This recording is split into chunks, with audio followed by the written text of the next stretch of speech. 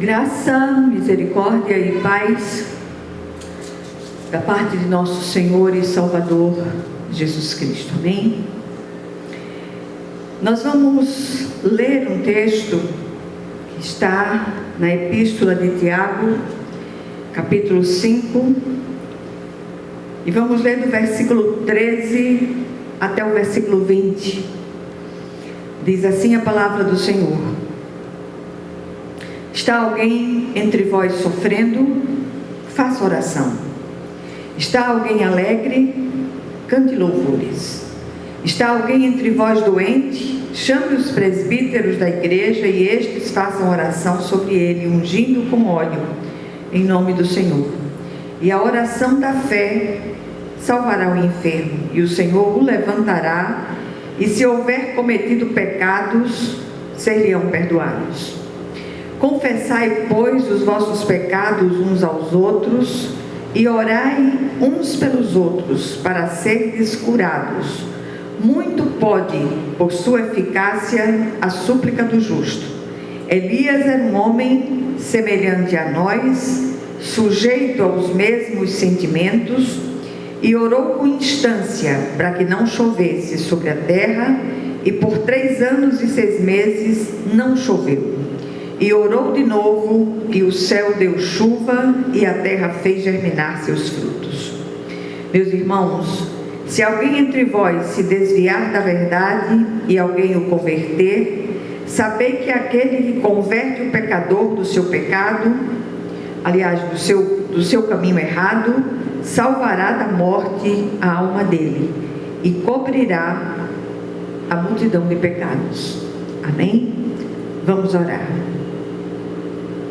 Senhor nosso Deus e nosso Pai Celestial, vem falar ao nosso coração, Senhor.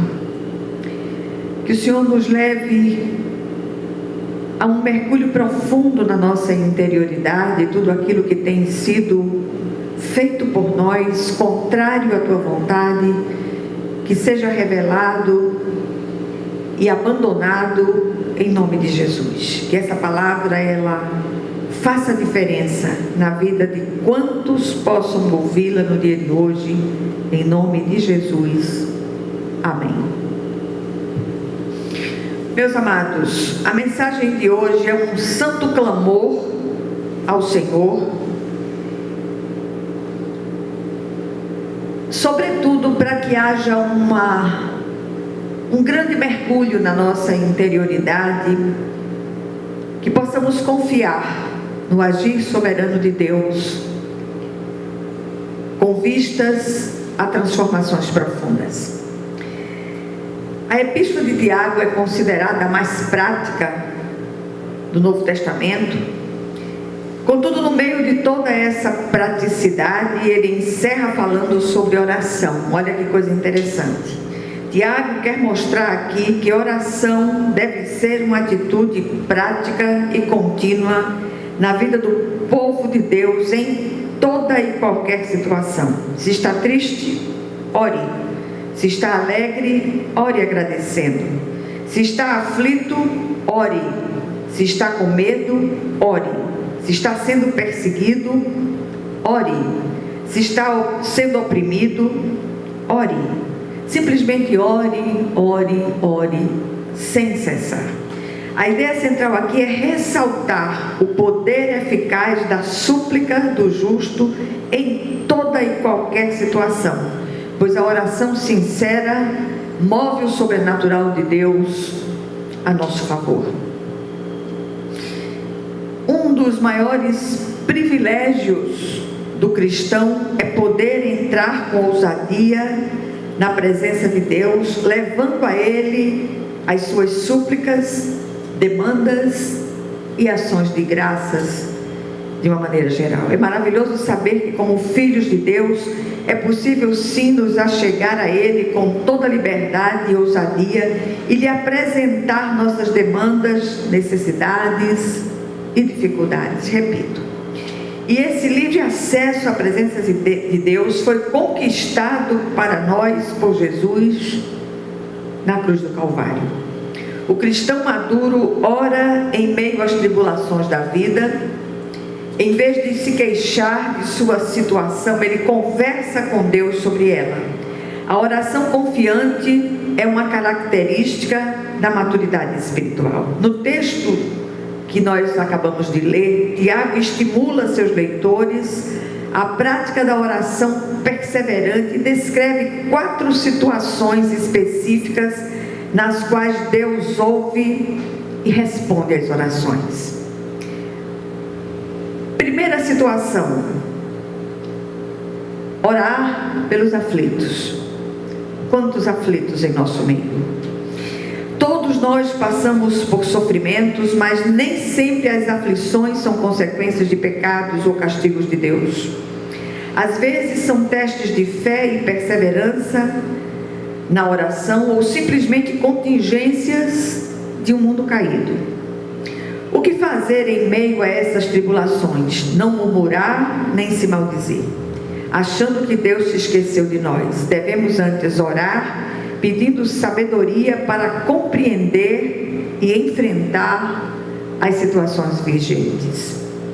A oração pode remover a aflição, se essa for da vontade de Deus, mas pode também nos dar graça para enfrentá-la. O Senhor é especialista em transformar fraqueza em força, maldição em bênção. Só o cristão maduro discerne o poder do cântico no meio da agonia. Esse cântico não é um cântico hipócrita, fingido, como se tivesse tudo bem, mas um cântico de fé na certeza absoluta que há um Deus soberano que sabe agir no tempo certo. Esse é o genuíno sacrifício de louvor. O segundo tipo de oração é a oração pelos enfermos. Tiago não está apresentando aqui uma fórmula genérica e mágica para a cura de todos os enfermos, mas sabemos que muitas vezes Deus concede a cura, noutras não. Deus tanto cura milagrosamente quanto faz uso de meios humanos ou ainda permite que seu servo conviva com a enfermidade e no meio dela glorifique o seu nome. Mas em todos os casos, o nosso dever é orar sempre e nunca desistir, para que o nome do Senhor seja em tudo glorificado. E ao que parece, Tiago está falando aqui de um tipo de enfermidade específica. Quais as características do caso que ele descreve aqui? Primeira característica: a pessoa em questão está enferma por causa de um pecado. Como chegamos a essa conclusão? Note que no versículo 14 é mencionada a presença dos presbíteros ou oficiais da igreja. E esse fato caracteriza uma situação específica de pecado do enfermo que não tinha condições de se deslocar para a igreja a fim de confessar seu pecado. Por isso a igreja vem a ele. Aquele pecado, de certa maneira, afetava toda a igreja.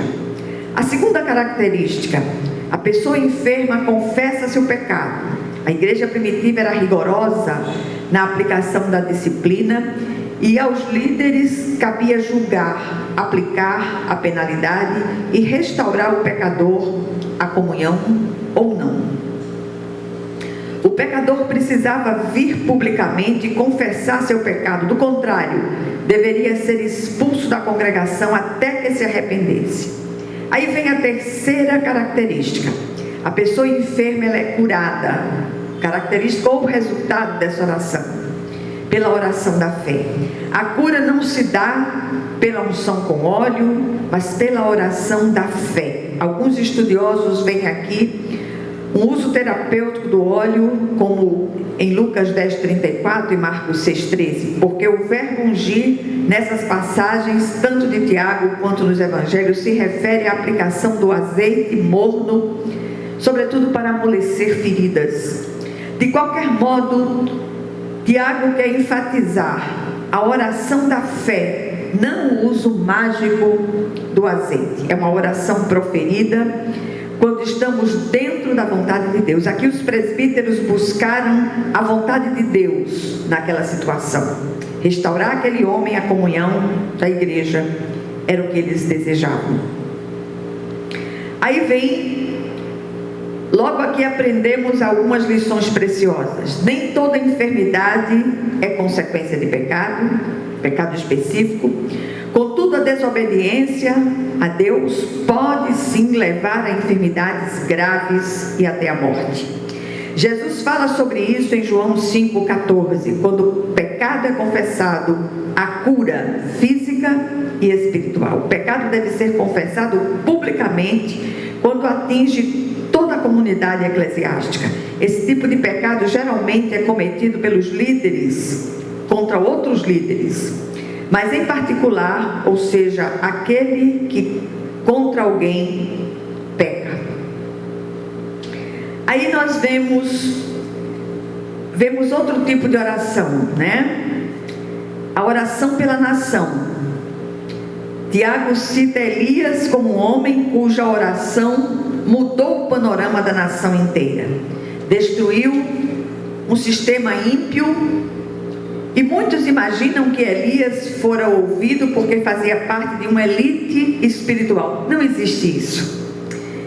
E a gente tem dito isso muitas vezes neste lugar. Do lado de cada eternidade estamos todos em obras. Sejamos líderes ou não. Mas se somos servos de Deus e ainda estamos aqui, há algo a ser feito em nós, através de nós, mesmo apesar de nós. No entanto, descobrimos para nosso alívio que Elias era um homem semelhante a nós, sujeito às mesmas fraquezas, e assim mesmo orou e mudou o panorama daquela nação inteira. Qual o segredo de Elias então? Elias era um justo, alguém que confiava em Deus e lhe obedecia. Alguém já disse que orar não é conseguir que a vontade do homem seja feita no céu, mas que a vontade de Deus seja feita na terra. Foi isso que Elias fez. E é isso que nós podemos e devemos fazer. Qual a outra característica de Elias? Ele orou com instância, com perseverança. Eis aqui um grande segredo espiritual de vitória na oração. Orar é tudo, sempre. Por isso, não pare de orar. Vamos orar com instância pela nossa nação, pelos novos e velhos governantes.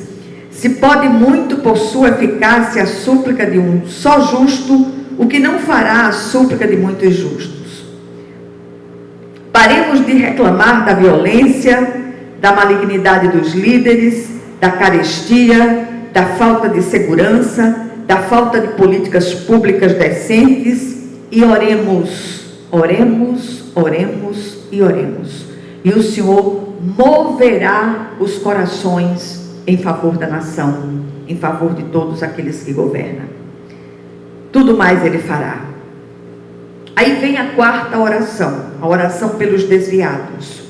Embora Tiago não cite oração aqui, de modo específico ele fala de forma implícita, visto que o contexto todo se refere a esse assunto. Assim como Deus responde às orações feitas em favor dos aflitos, enfermos e pela nação, Ele também responderá o clamor pelos que se desviaram da verdade. Desviar, perambular, e ainda sugere afastamento gradativo da vontade de Deus. Andar à margem do caminho, que é Jesus. Assim como é dever nosso orar para alcançar os não salvos, é também de responsabilidade nossa o desafio de orar pelos que se afastaram do caminho e trazê-los de volta. É preciso nos apegar à palavra viva de Deus. O fato é que não existe cristão autônomo. Ovelha solitária vira comida de lobo. Isso é sério demais. Então oremos pelos desviados, em nome de Jesus, e vamos buscar aquelas ovelhas que se perderam. Tão somente confiemos nos agires soberanos do nosso Deus. Vamos orar. Senhor nosso Deus e nosso Pai celestial, o Senhor é aquele que sonda e conhece os nossos corações. Antes mesmo que a palavra chegue aos nossos lábios, o Senhor a conhece. E nós queremos de uma maneira muito especial levantar um clamor no dia de hoje pelas nossas famílias, pelos nossos queridos que se desviaram do caminho. Queremos rogar a Ti pelas misericórdias vivas de Jesus, pela nossa nação, por aqueles que lideram, Senhor, independente de partidos políticos, simpáticos a nós ou não, que nós possamos abençoar e não amaldiçoar os nossos líderes seculares, Senhor. Que em nome de Jesus a Tua graça resplandeça na vida de cada um deles. Em nome de Jesus. Amém. E que a graça de nosso Senhor e Salvador Jesus Cristo, que o amor infinito de Deus, o nosso Pai Celestial, que a comunhão e as consolações do Divino Espírito Santo estejam com todos vocês e com todo o povo de Deus, espalhado por toda a face da terra, desde agora e para todo o sempre. Amém, amém e amém. Que Deus os abençoe poderosamente.